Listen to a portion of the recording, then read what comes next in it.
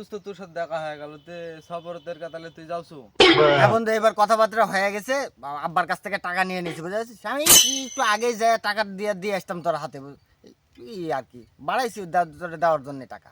তোর জন্য বাড়া প্রতিবার আমার সফরে গ্যাঞ্জাম লাগাই থাকে, শিওর বুলাতে তুই যাবো কিনা? তোর জন্য বাড়া আমার সফর নষ্ট করে পারবো না, এই প্রতিবার যাবার তুই যাস না। এইবার 100-র ভিতরে 400 আমি যাবই যাব। টাকা কিছুক্ষণ আগেই তোরে দিতে যাচ্ছিলাম, এই সাইকেল বার করছি ওর জন্যই তো। তাহলে ভালো, কালকে চলে আসিস।